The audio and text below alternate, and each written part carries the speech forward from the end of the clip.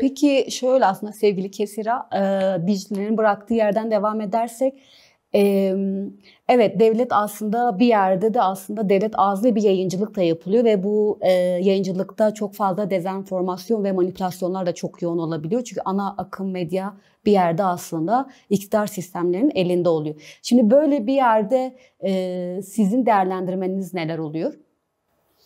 Evet, öncelikle zaten Dicle arkadaşımız biraz açtı tarihsel sürecini. Önemlidir. İktidarla olan meselesinden biraz bahsettik. E, Tam bu süreçlerde aslında anlam vermek açısından söylemek gerekirse tekelleşen medya kavramını biz son yıllarda çok fazla dillendirmeye başladık. Nedir bu tekelleşen medya? Kimin tek elindedir ve nasıl bir yayıncılık çizgisinde ilerliyor sorusunu sormak gerekiyor. Tabii bunların başında ana akım medya dediğimiz işte belirli patronların yönettiği, tek bir dil kullanan, o dili çok şaşmayan, bütün televizyon kanallarını dolaştığınızda aslında aynı sözü farklı çerçevelerden kuran bir medya anlayışı hakim ve bu da neredeyse Türkiye'de son 10-15 yıl içerisinde şekillenen bir süreç. Tabii daha önceki süreçlerde belki kısmi anlamda Dicle de bahsetti. Bazı muhalif sesler vardı. Cılız da olsa bir ses çıkardı ama son süreçle birlikte o sesin tamamıyla bastırılmaya çalışıldığı bir sansür politikası uygulanmaya başladı ve bunu devlet aklı işlerken ilmek ilmek işledi. Yani öyle kısa sürede bir anda tekelleşen medya patronlarını görmedik biz aslında sahada. Bu uzun vadede işleyen bir şeydi. İşledikten sonraki süreçte de tam olarak işte tek dil meselesi tıpkı politikada uygulandığı gibi tek bayrak, tek millet söyleminin geldiği son nokta tek dil söylemi olmaya başladı. Bunun dışında kalan mecralar ya çeşitli kutuplaştırma dili, sansür, ötekileştiren ya da işte tırnak içinde terörize eden bir kalıba sokulmaya çalışılırken bu taraf aslında gerçekten nasıl bir yayıncılık yapılması gerekiyor gibi halka bir empoze de gerçekleşti. Toplumun tamamının dikkatini çeken, yani %95 çok az bir oran değil Türkiye gerçekliğine baktığımızda ve bunların sadece pompaladığı bir söylem var ve bu söylem öyle çok normalize edebileceğimiz, özellikle demokratik toplum, barış ve demokratik toplum sürecinde daha çok karşımıza çıkan bir söylem olmaya başladı. E, Her yerden saldırabilen bir dil olarak karşımızda duruyor. Ne yapıyor mesela? En bariz örneğini az önce Dicle açtı mesela. Bir kimlik tanımlama meselesi hala gündemde tartışılırken süreci manipüle eden, söylemi başka yöne çeken, kişilerin ağzından çıkan sözlerin defalarca televizyonlarda tartışıldığı ve ucunu başka yere çekmeye çalıştığı bir söylem de gelişiyor. Şimdi bu noktada şöyle bir misyonun varsa medya etiği dediğimiz şeyde söylemini, kurduğun söylemin hakikati neyse onu yazmak ve söylemek ya da göstermekle mükellefsindir. Ama bunu tekelleşen medya, ana akım medya daha manipüle eden, daha kendi gerçekliğinden, özünden uzaklaştıran bir hale büründürüp ve bunun propagandasını yapan bir yerde duruyor. Şimdi bu yönüyle halka neyi nasıl ifade edeceğiz? Neyi nasıl doğru aktaracağız derdi ortaya çıkıyor. E, Haliyle özgür basının belki böyle bir derdi var. Yani gündemine aldığı sözün doğru kurulması gerektiği, doğru ifade edilmesi gerektiği noktasında kendine tek dert eden özgür basındır yani. Onun dışında bahsettiğimiz o %95'lik tekelleşen medya tam tersi iktidarı da geçti artık. Bunun bir paralel iktidar meselesi, paralel devlet meselesi de konuşulmaya başlandı son süreçle birlikte. Belki bunların tek elinde olan medya grupları da var. Şimdi günümüz koşullarında hala bile kayyumlar, kanallara kayyumlar, işte bazı sansür politikaları ki özellikle dijital mecralarda bunların tamamına baktığımızda aslında hala bir içeride kısmi hesaplaşmaların döndüğü, işte bazılarının kurban edildiği medya sektöründen bahsediyoruz ve çok öyle basite indirgeyeceğimiz bir alan değil. Ne yazık ki medya topluma tamamıyla aynı görevi taşıyan bir pozisyonda, misyonda yer alıyorsa en çok yönelimlerin olacağı alan da burası olacaktır. Devlet aklıyla ya da sistem aklıyla bakarsak. Evet ama şu an çatlakların oluşuyor olması, keza birbirini boşa düşüren dil söylem üzerinden aynı şekilde süreci de sabote eden, çünkü kafa karışıklığı yaratan bir algı da var. Yani Kayseri'de ya da işte Tokat'ta, İzmir'de herhangi bir ana akım medyanın kanallarını izleyen bir yurttaşın kafasının çok karışık olduğunu görebilirsiniz.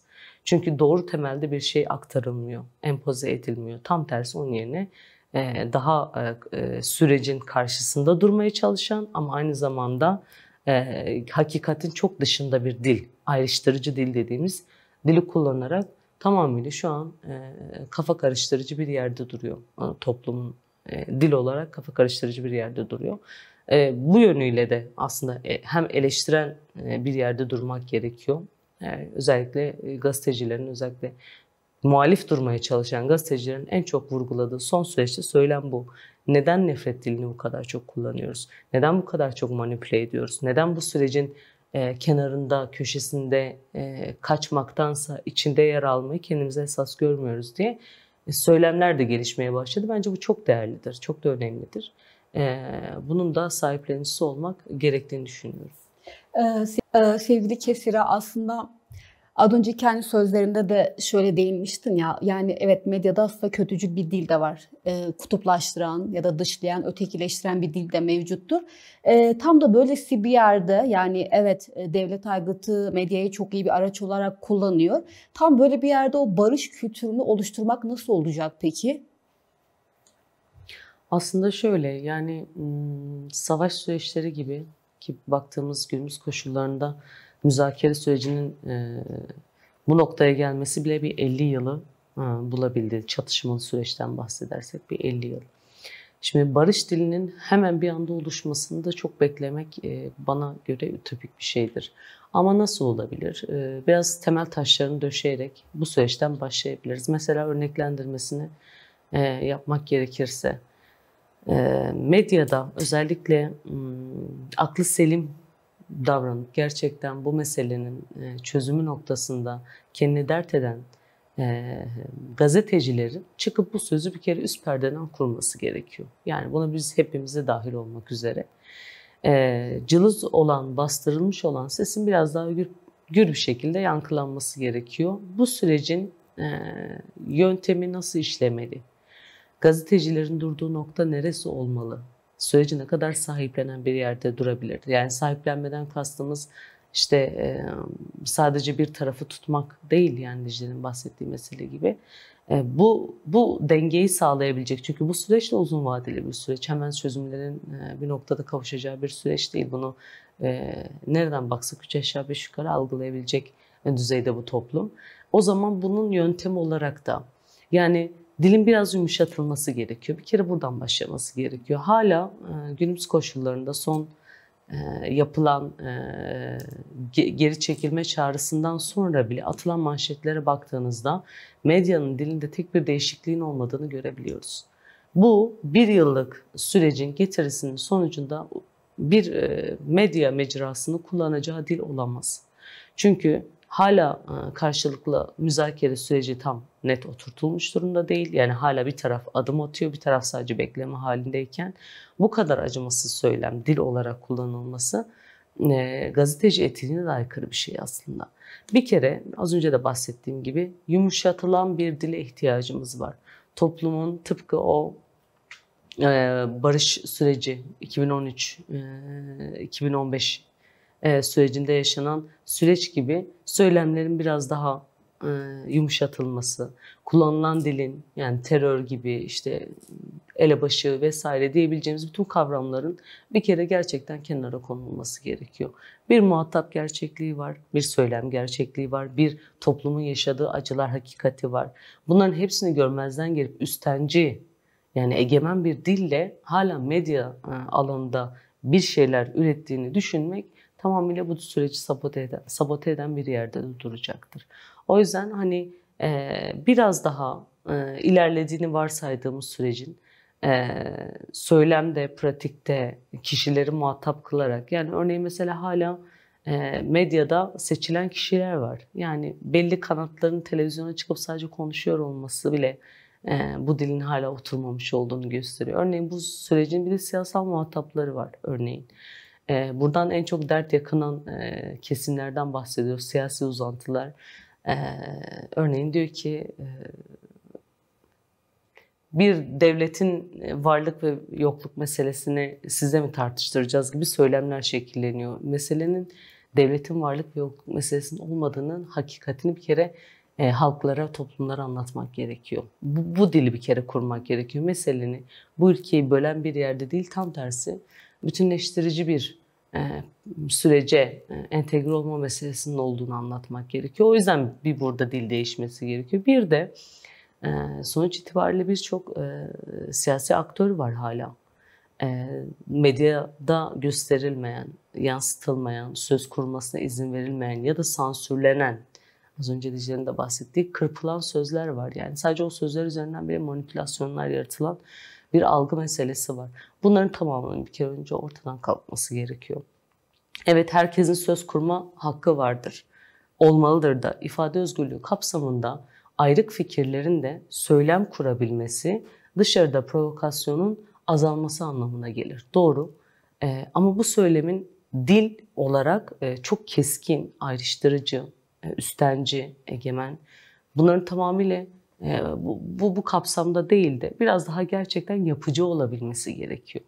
Yani sürecin ruhuna uygun giden, bu kadar kutuplaşan bir toplum gerçekliğinde acaba nasıl birleştirebilirizin derdini kendine yaşatması gereken bir medya dili gazetecilik refleksinin oluşması gerekiyor. Çünkü biz biraz daha şeye takılmış gidiyoruz. Mecliste ne söylendi? İşte şu genel başkan ne söyledi? MHP lideri ne açıklama yaptı? AKP ne cevap verecek? Üzerinden bir medya gerçekliğinin bir kere dışına çıkmak gerekiyor. Bu süreç nasıl ilerleyecek? Bu sürecin tarafları nasıl söz kurabilecek gerçek anlamda? İhtiyaçlar nelerdir? Yani o komisyonlarda yaşanan durumların bile tam anlamıyla yansıtılmama meselesi var. Yani bir annenin Kürtçe konuşmasının ana akımda işlenme boyutu faciaydı mesela. En temel haktır bir annenin kendi ana dilinde kendini ifade etme meselesi. Komisyon tartışmalarının dışında söylüyorum. Bunu sanki böyle gerçekten ülkenin menfaatine değil de işte zararınaymış gibi bir algı oluşturan değil, nefreti de besleyen bir yerde duracak. Bu nefrette sürece hitap eden değil, karşısında duran bir algıya sebep olacak ve haliyle bu çok daha farklı taraflar tarafından başka uçlara çok rahat çevrilebilir.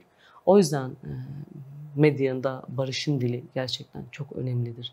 Kurulan sözün 3 defa 4 defa tartışılması, ondan sonra telaffuzda kendi içinde muhasebesinden bahsediyorum. Sonrasında telaffuzuna denk düşmesi gerekirken ilk ağızdan çıkan her sözün çok rahat, kirli bir şekilde masaya yatırılıp herkesin hakkında her şeyi söyleme hakkı doğan anlayıştan bir kere vazgeçmek gerekiyor.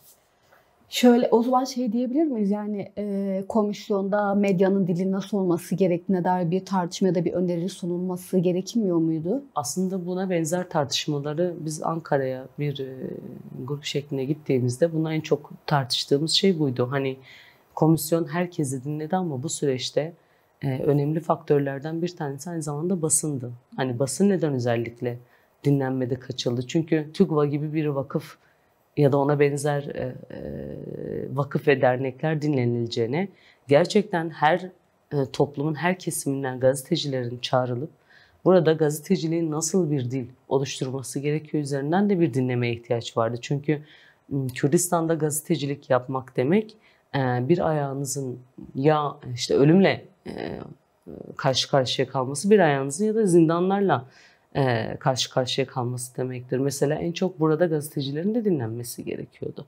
Neler yaşandı? Savaş alanında bir gazeteci olma gerçekliği var. Belki bu çok Ankara'da gözle görülebilen bir şey olarak nitelendirilmese de Kürdistan'da bir gerçekliktir. Bunun görünür kılması gerekirken yapılmadı. Uzatma adı altında vakıflar, dernekler, herkes her şey dinlendi. Ne yazık ki sadece gazeteciler dinlemedi ve biz bunu sonradan tartışmalar sonucunda öğrendik ki sadece talep eden Kürt gazeteciler değildi. Birçok kurum kuruluş aslında bu tarzda bir talepte bulunmuş ama ne yazık ki karşılık bulmamıştı. Bu bile bir samimiyetsizlik göstergesidir. Yani gazeteciler ya da basın en önemli alanlardan biriyken dinlenilmiyor oluşu çok samimiyetle karşılanacak bir durum değil. Sevgili Kesira, son sorumu da sana sorayım. Tam olarak aslında hani gazeteciler olarak da barış sürecinde diyalog ve müzakere konusunda ne gibi teşvikler yapılması gerekiyor?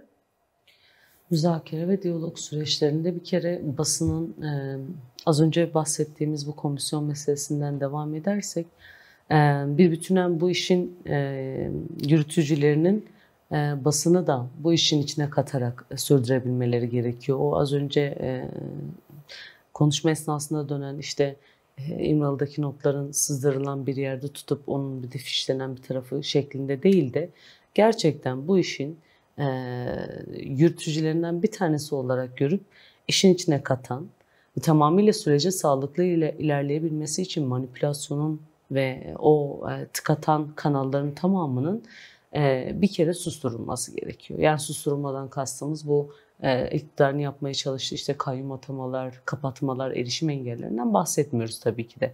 Meselenin özü olarak bir kere bunun toplumun tamamına yararlı olabileceğinin net önce anlatılması için bir kanal oluşturulması gerekiyor.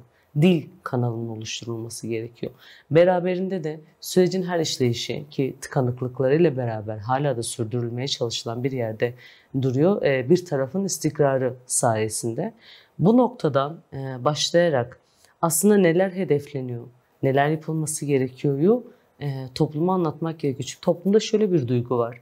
Evet, herkes bu meselenin gerçekten çözülmesini istiyor. Bütün Türkiye, hatta Orta Doğu'da kriz haline gelen artık bu meselenin bütün Orta Doğu'ya bir rahatlama, bir refah düzeyini getirebileceğine dönük iddiaya ben de iknayım açıkçası. İkinci hususta eğer bu kadar gerçekten bu meselenin çözülmesi için bir talep varsa, güven eksikliği azalıyorsa burada gerçekten herkesin bir oturup düşünmesi gerekiyor. Yani biz acaba nerede ikna değiliz'i gerçekten samimi ise devlet haklı. Burada bir şapkasını önüne koyup düşünmesi gerekiyor. Aynı doğrultuda müzakere sürecini yürütürken, diyalog sürecini yürütürken kullanacağı söylem, dil, yöntem, hatta bir tek üzerine gidersek yasalara kadar süreci rahatlatan adımlarla bu topluma gerçekten ben bu meseleyi çözmek istiyorumun kapısını aralamış olacak. Bu noktada da gazeteciler özellikle kendini az önce de bahsettiğim gibi bu meseleyi dert etmiş, misyon yüklemiş gazeteciler de biz bu meselenin yürütücüleri arasında yer almak istiyoruz ve basın ayağına ne düşüyorsa, basın rolü, misyonu gereği neler tartışılması gerekiyorsa herkesin de hatta belki böyle geniş çaplı bir şey de yaratılabilir. Oturup bu meselenin özü itibariyle biz nasıl bir söz kurmalıyız, neler yapabilmeliyiz'i tartışacağı bir zemin bu sürece aynı zamanda hizmet edecektir. İşte müzakerenin beraberinde getirdiği yöntem. Şimdi bir süreç işliyor. Süreçte hala dil değişmedi. Hala söylemde çok ufak nüveler dışında sahiplenen bir yerde durmuyor. Bu haliyle toplumda, özellikle Kürt toplumunda acaba tekrar bir oyalama politikası mı uygulanıyor? Gerçekliğini görmezden gelerek söylemiyorum tabii ki de. Orta Doğu'da bir gerçekliği var. Ama bu çerçevenin bize getirisi ne olacak? Hala söylem değişmedi dediği zaman o zaman evet müzakerenin, söylemin, diyaloğun hepsinde yolunu tıkatan bir yerde durmuş olur. Devletin bir kere önce bu noktada adım atması gerekiyor. Söylemini değiştirmesi gerekiyor. Her kurduğu üslubun sadece Türk toplumun değil Kürt toplumuna da hitap etmesi gerektiğini hesaplaması gerekiyor. Örneğin son yapılan açıklamalarda birçoğunda korkunç gafletler var yani. Bunları toparlayan bir yerde özür mahiyetinde bir Erdoğan'ın söylemde bir özrü olmuştu. Cumhurbaşkanı Erdoğan'ın. Onun dışında hala bile muhalefetinden tutalım ana iktidar partisini AKP'de olmak üzere söylemlerini değiştiren bir yerde durmuyor. Bu noktada bir müzakere dili gelişemez. Bu tıkatan bir yerde duracağı gibi toplumun da birbirine karşıt durmasını besleyen bir yerde duracak. Bu yönüyle de yeni bir yöntemin geliştirilmesi, dilin daha sade, daha yapıcı, daha söylemde yumuşak, iki tarafı da, çünkü tahribat çok yüksek, iki tarafı da zedelemeyecek bir noktada hareket eden dil ve yöntem kullanması gerekir. Ben de bunları söyleyeyim. Sevgili Kesira, söz sendeyken de programın sonuna doğru zaten geldik. Toparlamak adına birkaç cümle alabilir miyim? Yani aslında gazetecilik, yani özellikle Kürdistan'da gazetecilik yapmak çok öyle kolay bir şey değil. Ama tüm bu savaşın gerçekten bir an önce sona ermesi için biz bu noktada neler yapabiliriz'i çok konuşmamız gerekiyor. Belki iten güç biz olmalıyız. Yani bu noktada da bir iddiamızın olması gerektiğini düşünüyorum. Benim gibi düşünen birçok gazeteci arkadaşımın olduğunu da biliyorum. Bu noktada eğer gerçekten bundan sonraki süreçlerde tıpkı o Eren Bülbül'ün annesinin söylediği gibi başka çocukların artık yaşamını yitirmeyeceği bir dünya, bir Orta Doğu, bir Kürdistan ve Türkiye meselesinde konuşacaksak, o zaman gerçekten ne gerekiyorsa basın boyutuyla biz gazetecilerin yapabileceği sadece buna dil yönüyle üslup, yazıp çizme, hakikati gösterme, bu noktalarda ne düşüyorsa görev olarak üstlenmek zorundayız. Yani deyim yerindeyse taşın altına elini koyan belki de ilk biz olacağız. Ama söz kurma meselesinde ne yazık ki bizim sadece hitabetimiz sınırlı noktada kalabiliyor. Bu noktada belki kendi toplumumuza böyle bir seslenmemiz gerekebilir. İnanmaktan başka gerçekten bu noktada çaremiz yok. Biz bu meseleyi gerçekten çözmek isteyen bir toplumuz. O noktada çok politik olduğumuzu düşünüyorum. Yani ben kendi adıma konuşmam gerekirse bir Kürt olarak gerçekten bu meselenin çözülebileceği üzerinden inancım sonsuz. Çözülmesi gerekiyor da. Çünkü bir 50 yıl daha kimsenin gerçekten savaşmaya gücünün de olduğunu düşünmüyorum. Ya da her seferinde bir masa devirmenin nelere mal olduğunu gözlemleyen bir yerde duruyoruz. En çok belki biz yaşadık bu durumu. Ama süreç ilerlerken de şunu göstermek gerekiyor bizlere.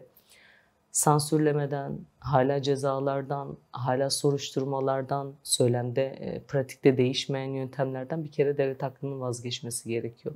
Gerçekten medyanın ifade özgürlüğü kapsamında bir rahat zemine sunulması gerekiyor. Çünkü siz gerçekten demokratikleşmeden ve demokrasiden bahsediyorsanız ayaklarını en kötü buralardan başlatabilirsiniz. Hala ceza veren bir yerde duruyorsanız o zaman demokratikleşmeye ilişkin bir adım attığınızı dünyaya iddia edemezsiniz. Çünkü dünyanın gözü kulağı hala Orta Doğu'da ve Türkiye'de izliyor. Siz de bu noktada ilk başta buralardan başlamanız gerekiyor diyebilirim.